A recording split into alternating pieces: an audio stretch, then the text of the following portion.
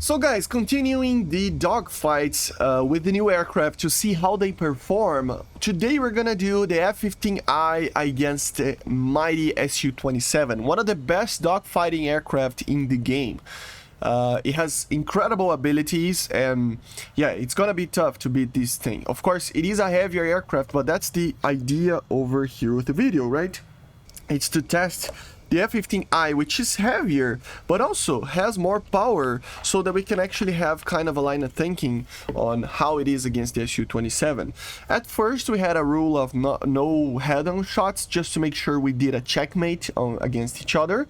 And of course, later we tried a little bit of whatever it takes to kill the target, because obviously the R-73 is amazing with the SU-27, and it really is the Russian aircraft. They don't really need to beat you in a dogfight. They need to just have the general direction of their nose pointed towards you so that we can launch an R-73, right? So it's a little bit different. So let's get going with the first matches.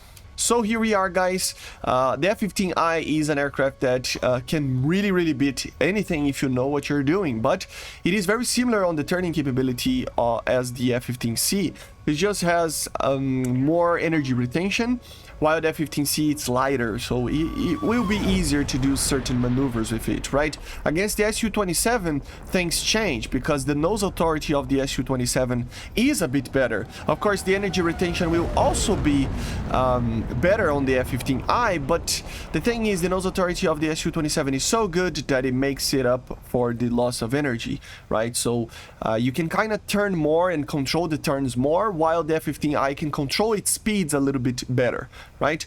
But it can be very close depending on the mistakes that the pilots do. Of course, we're not perfect, nobody's perfect, and we shall think that we don't play with this aircraft every single day. So chill out in the comments about, you know, personal abilities over here, okay guys? But yeah, as you see, the SU-27 just has more nose authority. It can get the extra AOA onto you, making you be able to, although maintain better energy and just be able to control the energy better, like you see over here, for example. The SU-27, even if you are trying to make him overshoot, it can pull so much AOA more that he loses more energy sometimes, and the overshoot doesn't happen, right? So it's a very hard aircraft to fight against in the F-15I. You know, it's you can beat it, don't get me wrong, but the majority of the times you will end up getting killed by it if the SU-27 pilot knows how he's playing and what he's doing, right? Of course, here my friend wasn't using full real control as well, I don't think, right? So if he uses that, he can get a very quick shot and just launch an R-73 quicker onto me as well. So yeah, it's difficult, guys. Dogfights are really difficult against an SU-27 sometimes, especially in a heavier F-15. You can see that the SU-27 has the nose authority just before I can get my nose on, right? So even in the best possible scenarios of speed, I still turn less than him, right? On the terms of the amount of AOA that he can pull, and put the nose onto me first. That's normally what was happening here. Sometimes you could do well, and I eventually try to use more of the vertical side of things, but look at this. I mean, I know I kind of overshot a little bit, I maintained too much speed, but the thing is, if I slowed down there, I would have been killed. And my idea here was to try to get him in the vertical to see if I can make him stall a little bit earlier than me, you know, and lose that efficiency on those turns. On those terms, you know, but it was a very dangerous thing. And again, I mean, depending on the pilot, he could have already killed me if he used the full reel control here. He could just like pull the full reel, pull kind of a Cobra, shoot a missile with the HMS, and the R-73 will do the rest, right? So it really is difficult to fight in the F-15I against these aircraft. It really is. And you can draw that line that against an F-16A, maybe even an F-16C, it will be as hard as with this thing, or even harder, because those things can turn as well very well, right? So it was expected, obviously, but it is fun to actually try to properly have a feeling about this, right? That's the objective of this. Of course, we try to be as scientific as possible, limiting variables, but at the same time, mistakes are made, guys. We are human, and of course, here and there we could improve. So it's difficult to have all variables, you know, closed so that we can have a proper fight to see what is the actual performance gap between the two aircraft. But the thing is, it's not just about numbers, right? It's about the feeling of when you are fighting these aircraft against each other, how easy it is to actually get them or not. So for example, here I'm putting myself in the position of trying to use something different to make him lose the turn, but he always maintains on my 6. I tried going vertical and it wasn't really working. I was almost getting killed like 2-3 times, so I kind of gave up on that idea. And when he tried to pull kind of a horizontal rate fight kind of over here, I tried going for the same kind of maneuver. I thought maybe with the extra power that I have in my engines, or I mean, the thing is, I gotta be honest, guys, these engines, they produce around the same power. The SU-27 will produce a little bit more, and the weight of these aircraft are very, very close to each other as well, empty, right? So it means that the thrust weight of these aircraft are very, very similar. But the thing is, it's the difference in the AOA, the super maneuverability design of the SU-27 makes it up for the insta-turn of it be a little bit better. The AOA that it can pull is a little bit better, right?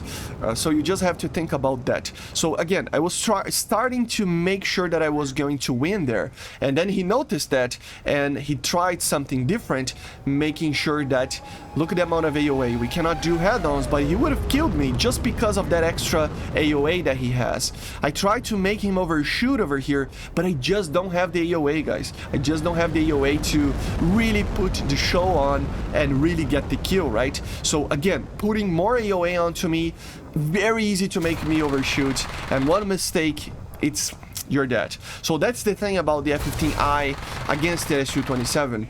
You're on the limit of winning, but one mistake can make you win or lose, or in this case, win and lose at the same time.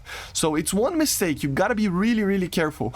And with the SU-27, you have a little bit more of a margin on when you are trying to fight it, because you have more tools, basically.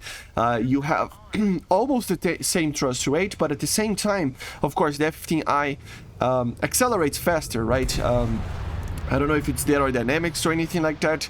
The aircraft is just like, it likes to go fast. So you have that advantage, while the SU-27 has the advantage of the extra AOA that you can pull, right? Making sure that the instantaneous turn is gonna be better in certain scenarios, right?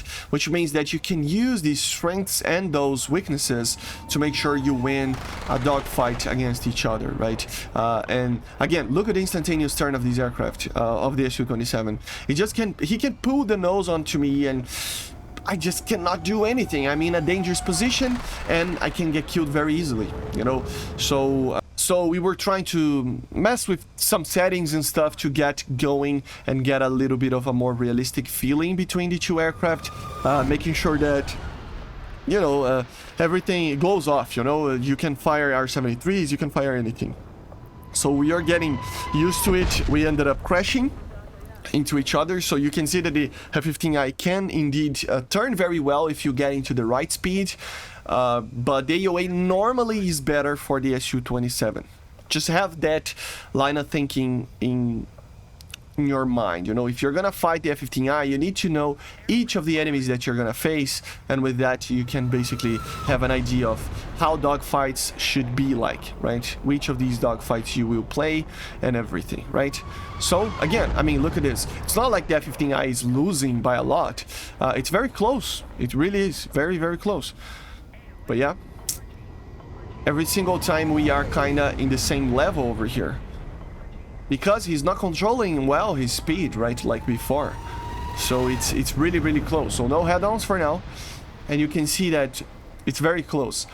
Then when you start, it's more on the AOA on the low speed side of things. This is where the SU-27 can put the nose a little bit more. For example, here, he could already shoot at me, like he's doing here, and I get killed, right? I wasn't expecting. It's kind of like the R-73 is, the nose is kind of in the general direction there, and then you get killed, with the F-15I. So it's very different from flying an aircraft that has that. I mean, look at this. He's firing the missile way before me. I don't even have a lock onto him, and he's already firing the missile. Almost got me there. We kind of had a glows-off situation over here, so anything goes. I put the periodical flare release just to make sure we don't die. And I mean, look at this. I can fire onto him, but the A9 doesn't like that, right? Obviously. So the R-73, I mean, AOA, has more AOA. He can pull onto my 6. And you will see there. I mean, I'm just overshooting. I should have just decreased my speed over here.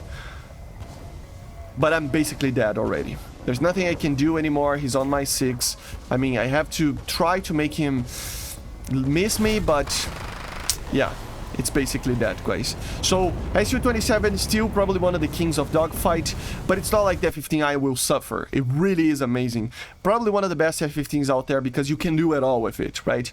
But yeah, guys, basically this is it. Let me know in the comments what you think about the SU-27 against the F-15I. I hope you enjoyed. Leave a comment, like everything. See ya, guys. Subscribe. Bye.